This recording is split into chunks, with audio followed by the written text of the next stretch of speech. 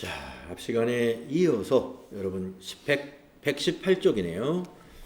자, 부가가치세 이론 계속해 보겠습니다. 사업자 등록. 네.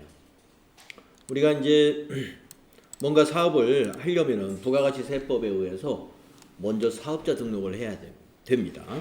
그래서 사업자 등록 신청에 관해서 또 갱신에 관해서 이런 내용들을 알아보고 여기까지 공부한 다음에 이제 부가가치세 관련된 거 지금까지 공부한 거 한번 점검하기 위해서 문제 풀어보고 다시 또 이어서 진도 나가겠습니다. 자, 사업자 등록의 신청 이 부분을 한번 보도록 하겠습니다. 사업자는 사업장마다 사업 개시일로부터 20일 이내에 사업장 관할 세무서장에게 사업자 등록을 신청하여야 한다. 이게 원칙이에요. 이게 원칙입니다. 자, 그러니까 우리가 이제 사업장마다 사업 개시일로부터 20일 이내에 20일 이내라는 거, 그 다음에 관할 세무서장이라는 거, 관할 세무서장에게 신청해야 된다는 거. 이게 원칙은 이렇습니다. 그러나 관할 세무서장이 아닌 세무서에 신청할 수도 있어요. 이건 원칙이 이렇다는 겁니다. 그 다음에 두 번째, 신규로 사업을 시작하려는 자는 사업 개시일 이전이라도 사업자 등록을 신청할 수 있어요. 그러니까 위에 있는 이야기는 이미 사업을 하고 있는 사업자가 다른 사업장을 개업을 할 때 그 다른 사업장의 사업 개시일로부터 20일 이내에 그 신규 사업장도 사업자 등록 신청해야 된다 이 말이에요. 그 밑에 있는 말은 신규로 사업을 시작하는 자라면은 사업 개시하기 전에도 사업자 등록이 필요할 수가 있어요. 사업을 준비하는 단계에서부터 이것저것 사야 될 것들이 생깁니다. 그러면 나중에 부가가치세 그 매입세액을 공제받기 위해서는 우리가 어떻게 해야 돼요? 사업자 등록증을 제시하고 세금지단서를 미리 발급받아 놔야 되겠죠. 그래서 사업 개시 전이라도 사업자 등록을 할 수 있도록 되어 있습니다. 자, 사업자 등록 신청에 관해서 추가적인 또 이 특례들이 있기 때문에 우선은 기본적인 거 요 두 개만 기억하시고 추가적인 것은 문제 풀 때 아마 추가적으로 나올 수 있습니다. 그때 또 설명을 드리겠습니다. 자, 그러면 사업자 등록증의 발급은 세무서에서 언제까지 발급을 해주느냐? 신청일로부터 3일 내에 발급하는 것이 원칙이에요. 뭐 당일날 발급해주는 데도 있다고 그럽니다. 그래서 3일 후에 찾으러 오세요. 뭐 한다든가 3일 내에 발급이 원칙. 다만 추가적인 조사가 필요하다고 할 경우에는 5일을 연장해서 추가 조사를 할 수 있어요. 그러면 최대 8일이 되겠죠. 3일 내에 발급을 해야 되는데 이 사업자가 좀 뭔가 조사할 게 있어요. 세무서에서. 그럴 때는 관할 세무서장이 언제까지? 5일까지 연장해서 조사를 할 수 있다 이런 얘기입니다. 그래서 3일 이내 그리고 5일 연장 가능하다 하는 거 기억하시면 되겠습니다. 자, 그래서 이제 사업자 등록증이 나왔습니다. 나왔으면 이제 사업을 하면 되겠죠. 근데 사업하다 보면은 사업자 등록증에 기재되어 있는 내용이 바뀌는 경우가 있어요. 사업자 등록증에 기재되는 내용이 무엇이 기재되는가 한번 볼까요? 사업자 등록증 어느 회사 건지 모르겠는데 우리 회사 거래, 우리 학원 거래. 자, 사업자 등록증 부가가치세 면세사업자 등록번호 여기 나오고. 그러면 내가 만약에 면세사업자를 포기하고 과세사업자로 바꾸겠다. 이것도 이제 사업자 등록증 다시 만들어야 돼요. 변경 신고해야 돼. 그 다음에 상하탑 컴퓨터 학원인데 상하탑 컴퓨터 학원이 아니라 상하탑 컴퓨터 회계학원으로 내가 이름을 바꾸고 싶다. 진작부터 바꾸고 싶었어요. 바꾸고 싶었는데 귀찮아서 안 바꿨습니다. 이거 바꾸면 이것저것 보니까 바꿀 데가 한두 군데가 아니야. 간판도 바꿔야 되지 뭐 여기저기 상하타 컴퓨터하고 상하타 컴퓨터 해놨는데 나중에 인테리어 다시 할 때 그때 바꾸려고 합니다. 자, 아무튼 이런 상호 바꾸는 거 이런 거 갱신해야 돼요.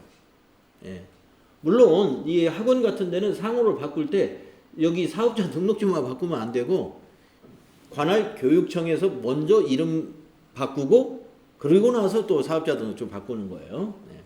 그리고 성명, 성명 대표자가 바뀌는 경우, 그 다음에 그 대표자의 계엄 연원을 이런 거 바꿀 게 없고, 이 소재지. 학원이 이사했어요. 저희도 여기가 지금 원래가 이 주소가 아닙니다. 지금 다른 주소에서 여기로 이사 왔어요. 그래서 그때 언제냐면 여기 보니까 2012년 8월 14일이 우리가 사업을 개시한 때가 아니에요. 여기 보니까 교부 사유에 이 사업자 등록증 이날 8월 14일 날 왜 이걸 교부했느냐? 교부 사유에 정정이라고 되어 있잖아요. 뭔가 이 부분에 정정이 있었다는 거예요. 그때 우리는 무슨 정정이 있었냐면요. 이게 있었어요. 소재지. 우리가 학원을 이사했기 때문에 이거에 정정이 있어요. 그러면 가서 이와 같이 정정 신고를 해야 됩니다. 자, 그래서 업태와 종목, 업태는 교육 서비스, 종목은 컴퓨터 및 정보 처리, 이렇게 되어 있죠. 그래서 이런 업태나 종목을 만약에 바꿔야 되겠다. 그러면 내가 만약에 다음에 사업자 등록증을 만약에 바꾼다면 저는 여기 종목에다가 컴퓨터 및 정보 처리 말고 여기다 뭐를 하나 넣을까요? 회계 하나 넣으면 되겠죠? 회계. 자, 그래서 여기에 있는 것의 수정이 내용이 달라지는 부분에 대해서 우리가 정정신고하는 겁니다. 그러면 어떤 것이 여기 없냐? 제게 시험에 보기로 많이 나오는데 전화번호 같은 거는 정정신고 사항이 아니에요. 전화번호. 그리고 이메일 주소 여기 밑에 전자세금계산서 전용 메일 주소 여기 있네요. 선생님 이거 신고 사항인가요? 아니에요. 이것도 그냥 거래처에만 알려주면 되는 거예요. 이거는. 이건 세무서에다가 이거 알려주려고 하는 게 아니라 이 사업자 등록증을 이제 거래처에서 요구할 때 이 사업자 등록증 밑에 여기 이메일 주소 여기다 적어서 주어라 이거예요. 적어서 주어라. 그래서 원래 발급할 때는 여기 비어 있어요. 비어 있는데 제가 여기다 지금 이렇게 이게 지금 이미지 파일로 만들 때 제가 여기다 제 이메일 주소를 여기 넣는 겁니다. 거래처에 줄 때는 이메일 주소를 여기다 기록해 줘야 돼요. 그래야 전자세금계산서를 발행할 때 그 이메일로 세금계산서가 전달이 돼요. 지금은 세금계산서를 종이로 발급해 가지고 뭐 우편으로 보내주고 이런 거 거의 안 합니다. 다 전자로 하고 있기 때문에. 자, 그래서 사업자 등록증에 뭐가 있는지 잘 보셨죠? 자, 이게 그겁니다. 그런 거에 대한 변동. 자, 상호가 바뀌었다 또는 통신사업자의 경우에는 그런 도메인이라든지 그 쇼핑몰의 명칭이라든가 이런 게 상호나 마찬가지잖아요. 그래서 상호가 바뀌면 정정신고하는데 이거는 당일날 발급을 다시 해줘요. 그런데 대표자 또는 사업의 종류 또는 사업장의 이전 그 다음에 상속으로 인해서 명의가 바뀐 거 뭐 대표자 바뀌는 경우나 마찬가지죠. 또는 공동사업자의 구성원으로서 출자 지분을 표시해야 하는 경우 또 임대인 임대차 목적물 및 그 면적 보증금 임차료 또는 임대차 기간이 변경되거나 새로 상가 건물을 임차하는 경우 새로운 상가 건물 그러니까 이거 새로운 상가 건물을 임차했다는 건 뭐예요? 뭐 사업장이 바뀌었다는 얘기겠죠. 그래서 이거는 신청일로부터 3일 이내에 해당이 됩니다. 그래서 여기 사업자 등록 사후 관리에 대해서 시험 문제 변경사항이 아닌 것을 찾아라 이런 문제 가끔 많이 출제됐어요. 변경사항 아닌 것을 찾아라 그러면 전화번호 이런 거 나오면 그거 아니다라고 보시면 돼. 이메일 주소 이런 것도 변경 신고까지는 안 해도 된다. 예? 전화번호나 이메일 주소 이런 거는 변경 신고 사항이 아니고 대표적인 게 뭐냐? 상호, 그 다음에 대표자, 사업의 종류, 사업장 이전, 예, 이런 부분이 변경 사항이다. 변경 사유에 해당이 되는 것이다. 자, 그 다음에 이제 사업자 말소라는 건 뭐냐? 아, 이제 사업을 나 그만해야 되겠다 하는 게 사업을 이제 폐업한다고 그러죠. 폐업을 하면 바로 말소 신청을 해야 됩니다. 그래서 사업자가 폐업한 경우 사실상 사업을 시작하지 아니하게 되는 경우 지체 없이 사업자 등록을 말소해야 한다. 이 경우 세무서장은 지체 없이 사업자 등록을 회수하여야 하며 등록증을 회수할 수 없는 경우에는 등록 말소 사실을 공시하도록 하고 있습니다. 자, 이렇게 해서 사업자 등록까지 알아봤고요. 380페이지로 넘어가서 지금까지 부가가치세 이론한 것을 문제를 좀 정리해보고 다음으로 넘어가도록 하겠습니다. 380.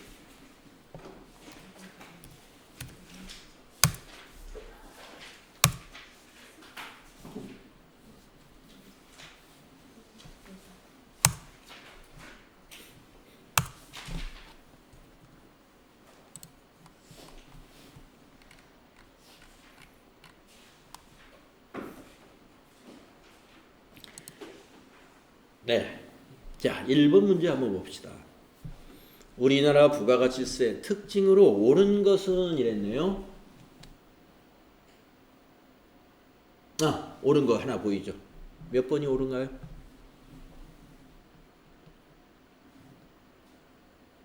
몇 번? 4번이 옳죠? 소비용 부가가치세. 소비세죠, 부가가치세가. 1번이 왜 틀렸느냐? 전 단계 거래액을 공개해 주는 게 아니라 세액이죠, 세액. 네?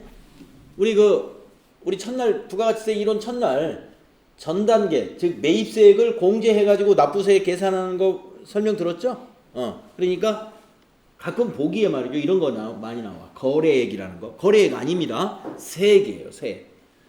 여기 속지 마시고. 그다음에 원산지국 과세가 아니라 소비지국 과세죠. 소비지국. 응? 소비지국 과세. 거꾸로 써놓은 거야. 원산지국이라고. 그 다음에 직접세가 아니라 간접세죠. 응? 부가가치세는 간접세. 그 다음에 2번 볼까요? 옳지 않은 거. 부가가치세 특징으로 옳지 않은 거. 예. 아까 1번 보기에서 설명했죠. 옳지 않은 게 몇 번인가요? 네, 3번이네요. 전단계 거래액이 아니에요. 전단계 세액. 그 다음에 이제 3번 볼까요? 다음 중 우리나라 부가가치세의 특징에 대한 설명으로 옳지 않은 거네요. 또 국가를 과세의 주체로 한다. 이 말은 국세다 이거죠. 네, 우리가 부가가치세는 국세입니다 그랬죠. 지방세 아니에요. 그래서 세무서에 납부하는 거예요. 다음 2번. 납세 의무자와 담세자가 일치한다. 일치하면 직접세지. 우리는 일치하지 않는다라고 배웠죠.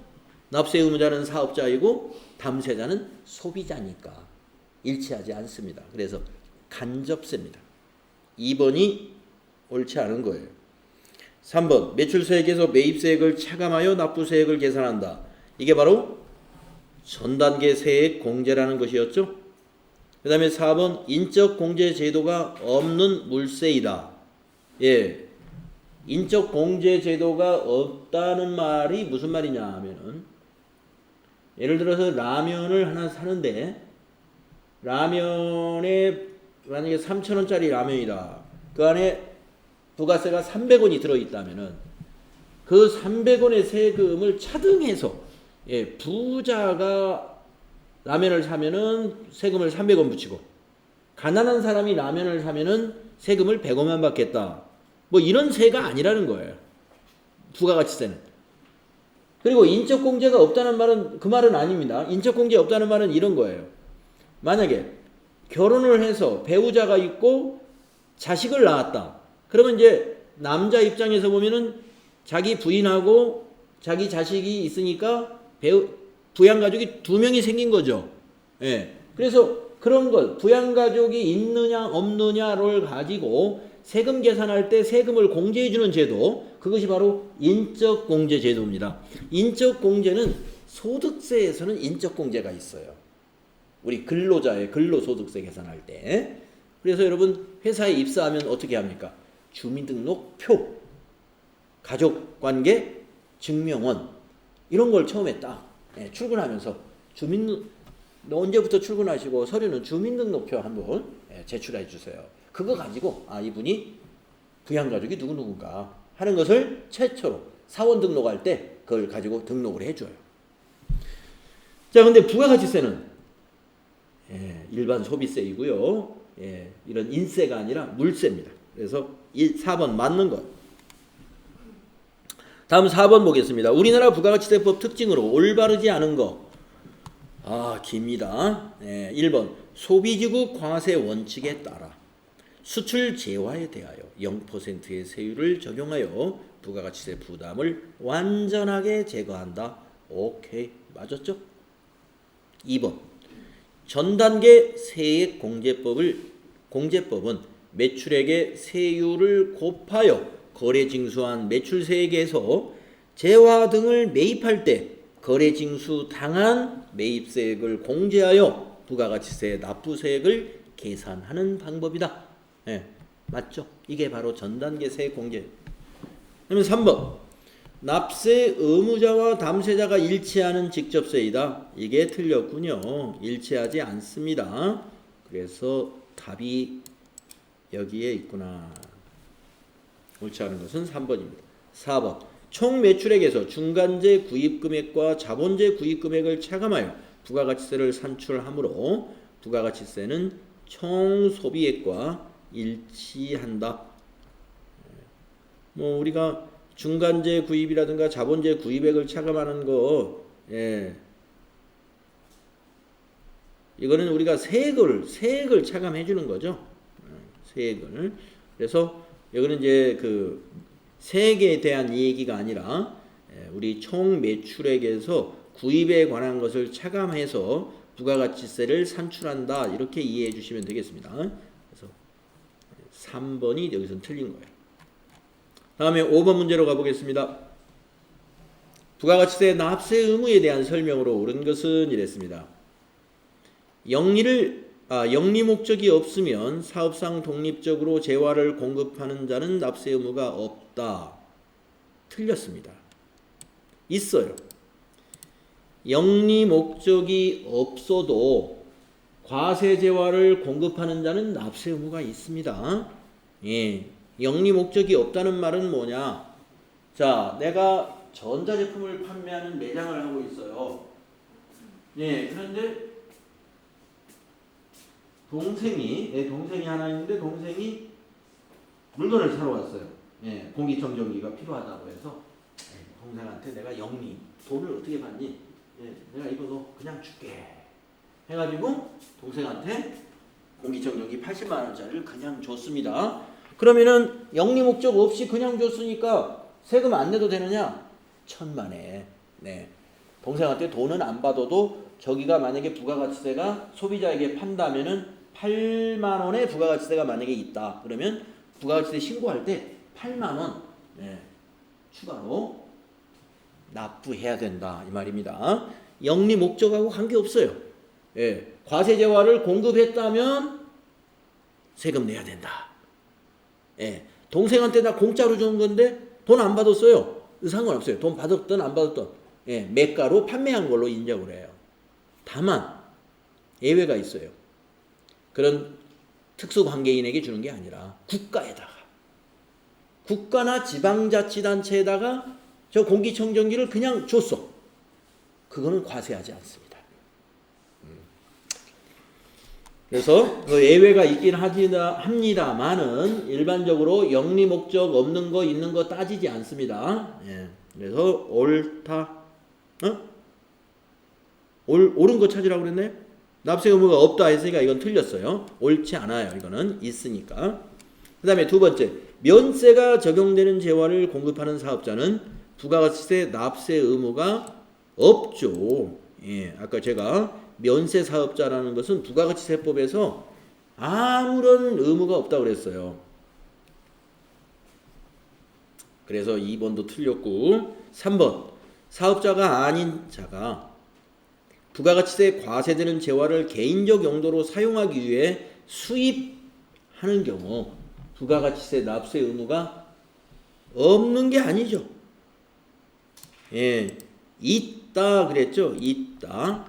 그래서 우리가 그 개인이라 하더라도 사업자가 아닌 개인이라 하더라도 수입을 하는 경우에는 직접 그 수입하는 자가 부가가치세를 납부해야 됩니다. 우리가 국내 거래에서 소비할 때는 내가 소비만 하면 됐지 내가 세금까지 내는 건 아니죠. 누구한테 세금을 냈어요? 사업자한테 세금을 주면 끝나요. 그런데 수입한 경우에는 세금을 내가 직접 내라 이거예요. 그래서 납세 의무가 있는 거예요. 그 다음에 4번, 사업자가 부가가치세가 과세되는 재화 또는 용역을 공급하는 경우 부가가치세를 거래 징수하지 않더라도 부가가치세 납세 의무가 있다. 예, 이건 맞았어요. 거래 징수를 안 했다. 예, 뭐 깜빡하고 부가가치세를 안 받았네요. 그거 인척이 안 돼요. 예, 깜빡을 해서 안 받았으면 그냥 소비자가 땡 잡은 거고, 예, 세금은 무조건 있는 걸로 해서 세금은 내야 된다. 매출세액은 계산해야 된다. 아시겠죠? 예, 그래서 4번이 맞는 겁니다. 거래징수 안 했다 하더라도 부가가치세는 사업자는 내야 돼요. 납세 의무가 발생합니다. 그래서 이제 그 과세 사업을 사업하는 사업자가 부가가치세를 뭐 빼준다, 뭐 한다, 이거 말이 안 되는 거예요. 무조건 자기가 판매한 금액에는 부가가치세가 포함된 것으로 보아야 됩니다. 다음에 6번. 박세무는 2019년 4월 3일에 사업을 개시했다. 박세무의 부가가치세법상 2019년 1기 과세기간이 언제일까요? 이랬습니다. 그러면 4월 3일 날 개시한 날로부터 개시한 날이 속하는 과세기간의 종료일이니까 1기의 종료일은 6월 30일이다 이런 얘기죠. 예, 답은 2번에 있겠네요. 다음에 7번 문제 볼까요? 개인 일반 과세자 김양수는 2019년 2월 10일 날 부동산 임대업을 폐업했답니다. 김양수가 2019년 1월 1일부터 2월 10일까지의 거래에 대한 부가가치세 확정신고 기한으로 오른 것은, 이거 앞에서 안 나왔었어요. 근데 알아야 되는데요. 자, 2월 10일 날 폐업을 했지 않습니까? 그러면은 다음 달 25일 날 부가가치세 신고하고 납부해야 돼요. 다음 달 25일입니다. 예. 그러면 3월 25일이 되겠죠. 2번입니다. 3월 25일. 예, 3월 25일이에요. 자, 그러면 이렇게 폐업하는 자가 아니고 계속 사업을 하는 계속 사업자의 부가가치세 확정 신고 납부일은 언제인지, 그게 아까 과세 기간에서 과세 기간만 설명을 했지, 예, 과세 기간별로 신고 납부 일자는 거기 안 나왔어요. 아시겠죠? 자, 그래서 적어 드릴게요. 자, 일기예정. 일기예정은요, 여러분 그 과세 기간이 어떻게 돼요? 1월 1일부터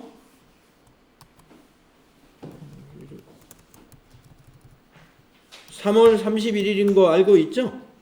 예. 그러면 신고 납부 날짜도 옆에다 좀 써놔야 되겠다 이겁니다. 4월 25일 신고 납부해야 됩니다.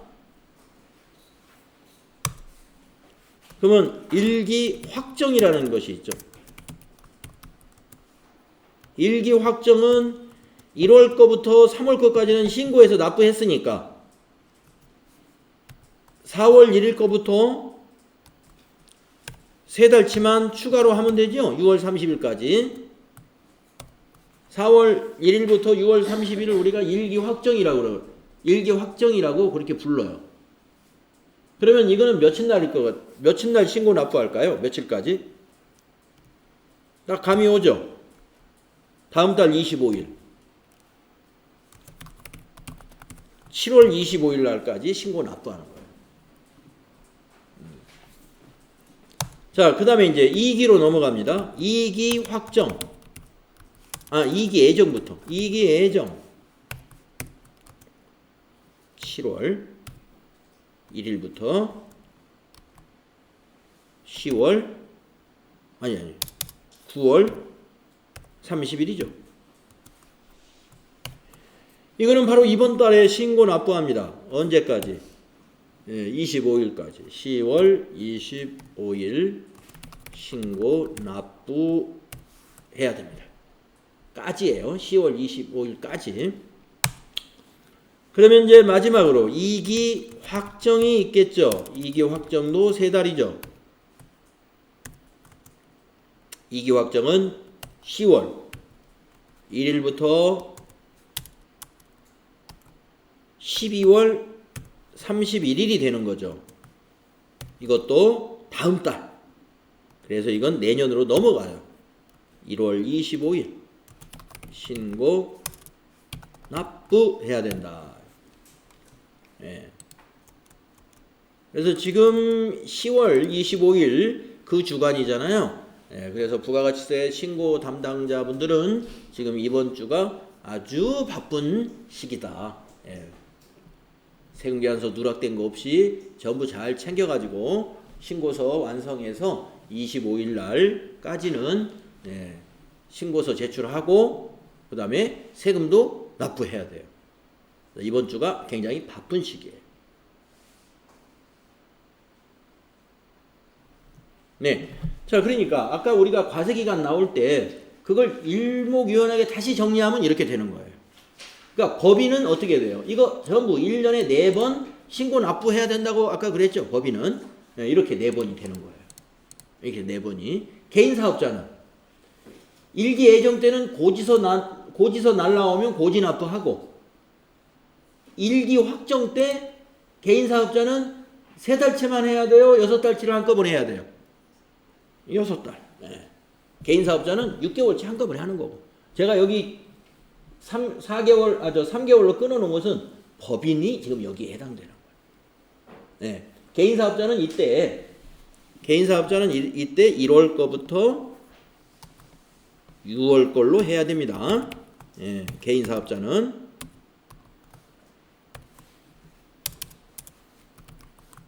왜냐면 예정신고 안 하니까.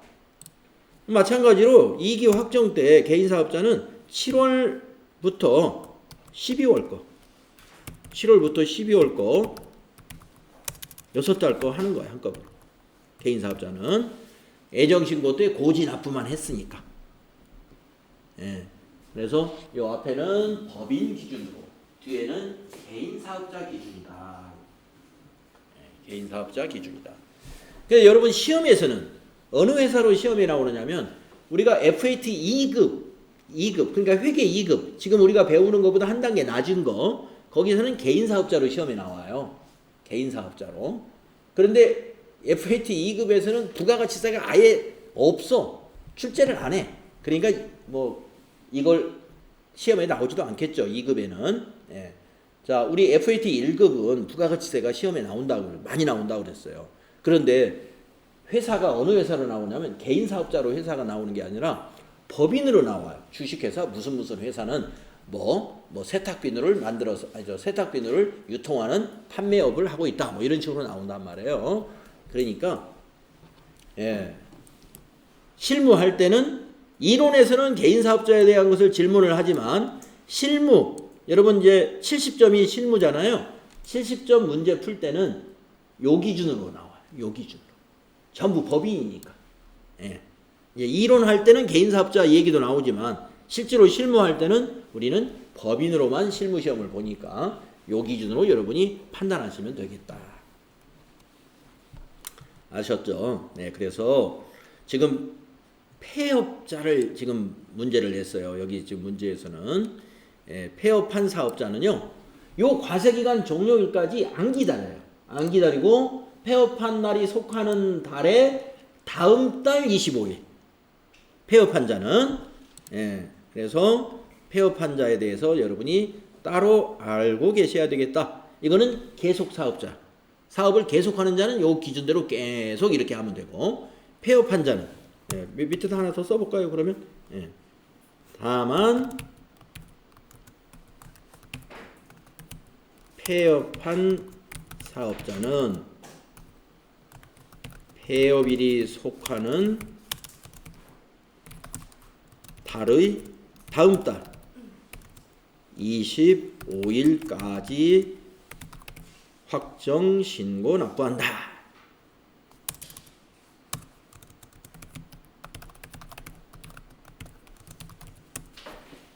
폐업하는 자가 과세기간 종료일까지 기다리면 안 된다 그랬죠? 폐업한 사업자는 폐업일이 속하는 달에 다음 달 25일까지 확정 신고 납부하세요. 이 말이에요. 그래서 지금 10월 21일 날 만약에 폐업을 했다 하면은 11월 25일 날 세금 내야 됩니다. 네. 여기 내년 1월 25일까지 신고 납부하면 되는 게 아니에요. 폐업한 사업자는. 폐업한 사업자는 폐업일이 속하는 달에 다음 달 25일까지 부가가치세를 신고하고 납부하세요. 이렇게 돼 있다 이거예요. 네. 정리 다 되셨죠? 자, 이 폐업한 사업자에 대해서 이런 7번과 같은 문제 과거에도 많이 나왔어요. 다음 달 25일이라는 거 잘 알아두세요. 그 다음에 8번 볼까요? 다음 중 납세지에 대한 설명으로 옳지 않은 것 그랬군요. 납세지 우리 배웠죠. 자, 1번 사업장이 2개 이상인 경우 주사업장에서 신고 납부하는 것이 원칙이다. 틀렸네. 아까 우리가 원칙은 뭐였어요? 사업장별. 사업장별로 신고 납부하는 게 그게 원칙이에요. 1번 틀렸고, 그럼 답이 1번이네. 옳지 않은 거 1번. 그래서 사업장이 2개 이상인 경우 주사업장에서 신고 납부하는 게 원칙이 아니라 사업장별로 신고 납부하는 것이 원칙이다. 그게 원칙이에요. 그 다음에 2번 제조업의 경우 최종 제품을 완성하는 장소가 사업장이다. 맞죠. 사업장이 납세지니까 맞고. 그 다음에 무인 자동 판매기를 통하여 재화나 용역을 공급하는 사업의 경우 그 사업에 대한 업무를 총괄하는 장소. 맞죠? 사무소라고 그랬으니까. 그 다음에 부동산 임대업이 좀 특이하다고 제가 그랬죠. 이건 사무소가 아니라고 그랬죠. 부동산 임대업의 경우는 부동산의 등기부상 소재지가 사업장이 된다. 그러니까 사업장별로 납세를 하기 때문에 납세지나 마찬가지 사업장이 된다. 이거. 납세지가 된다. 그래서 2, 3, 4는 맞았다. 이거. 다음에 9번. 다음 중 납세지에 대한 설명으로 옳지 않은 것은 이랬습니다. 1번. 재화를 보관하고 관리할 수 있는 시설만 갖춘 하치장은 사업장이 아니다. 맞죠?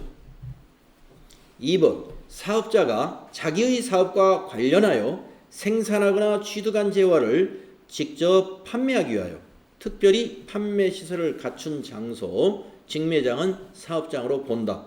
맞죠? 3번. 박람회 등 행사가 개최되는 장소에 개설한 임시사업장은 사업장으로 보지 아니한다. 맞죠? 4번. 주사업장 총괄 납부를 신청한 경우에 주된 사업장에서 부가가치세를 총괄하여 이게 주의사항이다.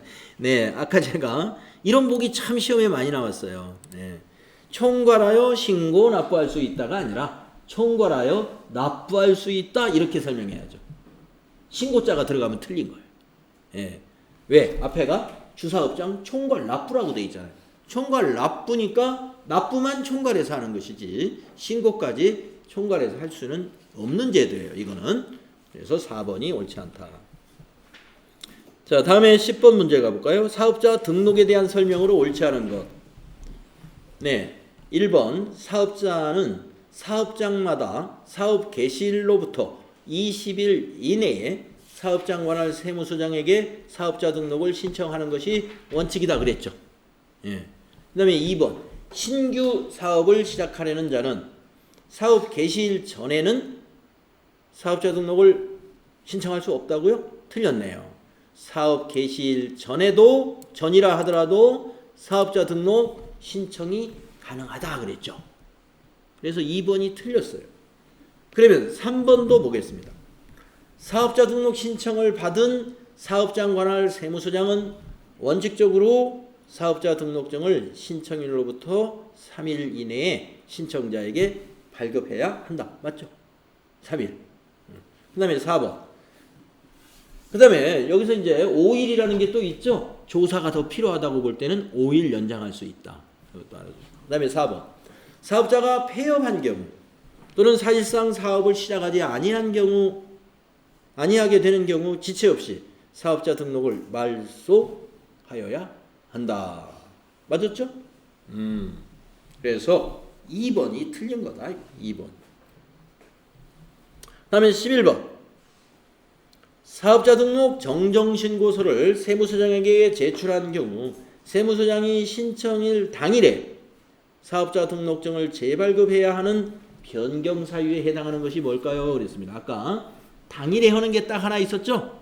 상호 변경. 그래서 3번의 상호인데 만약에 보기에 도메인 이름의 변경, 쇼핑몰 이름의 변경 이런 것도 그거는 인터넷 사업자니까 상호 변경이나 마찬가지예요. 쇼핑몰 이름 변경, 도메인 우리 학원 우리 상하타 컴퓨터 학원 도메인이 뭐예요? 2000 top.co.kr 이런 주소를 우리가 도메인이라고 그러죠? 예. 도메인도 상호나 같은 거예요. 그래서 우리가 이제 이런 오프마트 이런 에서는 이제 상호라고 그러고 인터넷 쇼핑몰이나 이런 데에서는 우리가 이런 도메인도 상호로 취급을 한다 이거예요. 그래서 도메인이나 쇼핑몰의 이름 변경도 당일날 재발급이 되는 거예요. 알아두시고. 네, 그래서 지금 우리가 부가가치세 공부의 지금 앞부분 서론 부분을 우리가 마쳤고요. 다시 이제 본문으로 들어가서 과세대상 거래라는 것부터 다시 공부해 보도록 하겠습니다. 다시 앞쪽으로 좀 가겠습니다. 119페이지가 되겠네요.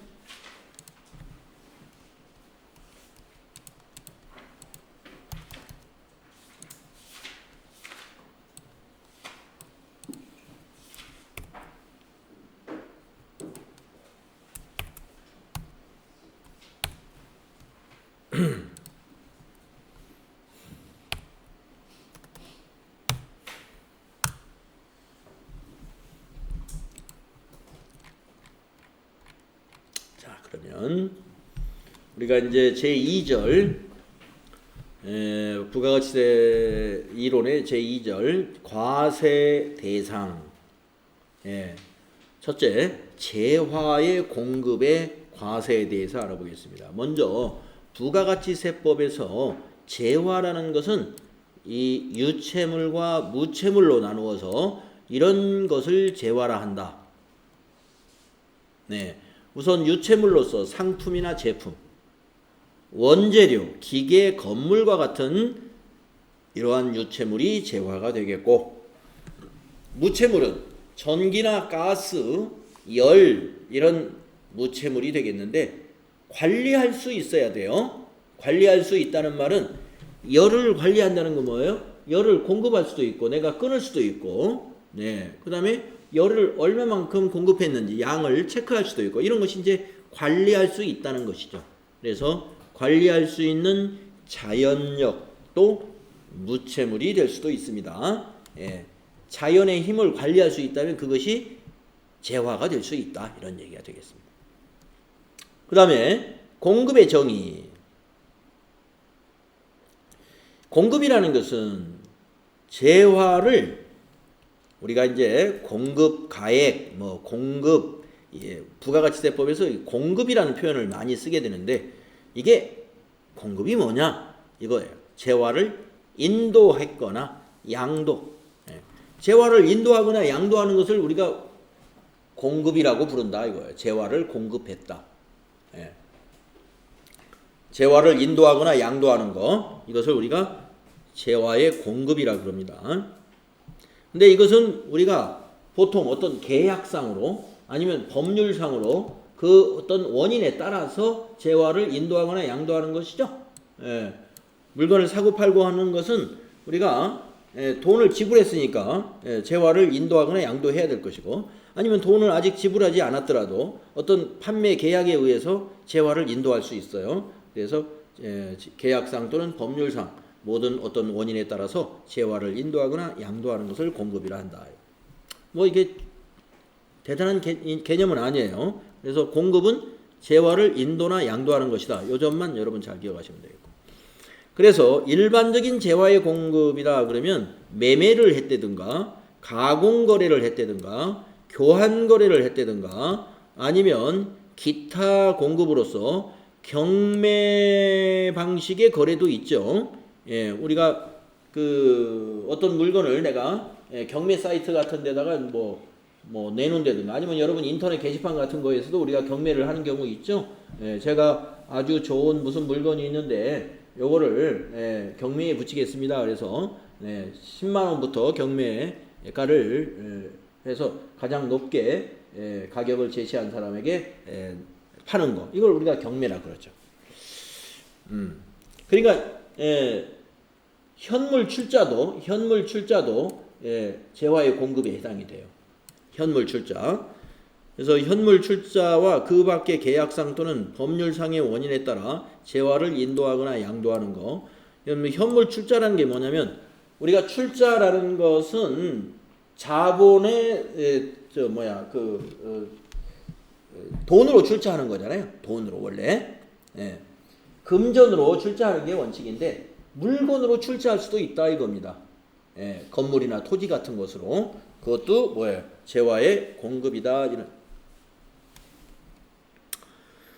그래서 이제 매매 거래는 여러분 뭐 잘 알 거고, 매매의 종류가 여기 쭉 나와 있는데 한번 볼까요? 현금 판매, 외상 판매, 할부 판매, 장기 할부, 조건부, 또 위탁 판매 이런 것이 있어요. 요거 뒤에 또 자세히 어디 그 설명이 또 나오는 기회가 있으니까 그때 또 보도록 하고. 가공거래라는 건 여러분 아시죠?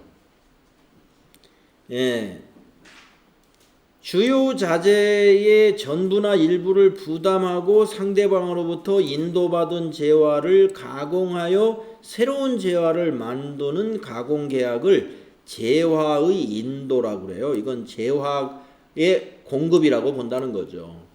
그러니까 이제 뒤에 이제 용역의 공급에는 여기 설명이 어떻게 나오냐면 가공거래인데 자재를 전혀 부담하지 않고 그냥 용역만 제공해가지고 가공을 하는 거. 그거는 재화의 공급으로 보지 않고 용역의 공급으로 봐요.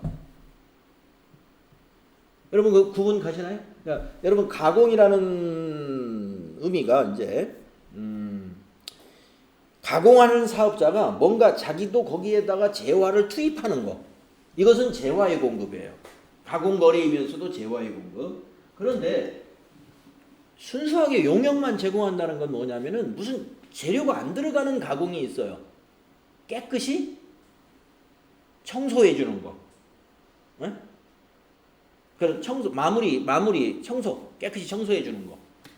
어떤 것을 받아가지고 거기다 뭘 보태는 게 아니고 깨끗이 청소만 해줘요. 아니면 무슨 봉지 접기? 무슨 접기하는 그런 그 가공 가내공업식으로 이렇게 하는 분들 있죠? 집에서 어떤 기업체에서 뭐 물건을 다 받아요. 거기다 내가 뭐 재료를 갖다 뭐 더 뭘 만드는 게 아니라 단순히 막 뭘 접어만 줘. 그게 뭐예요? 거기 내 인건비만 들어간 거잖아요. 재료가 들어간 게 아니라. 그런 것은 용역의 공급이다 이 말이에요. 예, 가공거래에서. 지금 여기서 나오는 것은 자재를 일부 부담한 거예요. 예, 그것은 가공거래 중에서도 재화의 공급에 해당된다 이거. 교환거래라는 것은 물물 교환을 말하는 겁니다. 이것도 뭐예요? 거래로 재화의 공급으로 본다 이거예요. 그러니까 우리가 이 재화의 공급으로 본다는 의미가 왜 중요하냐면 과세를 한다 이 말이에요. 과세. 예? 과세.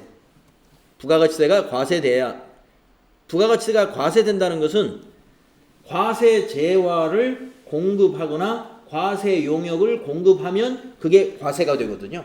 그러니까 재화의 공급으로 보느냐 안 보느냐 이게 중요하고 용역의 공급으로 보느냐 안 보느냐 이게 중요해요.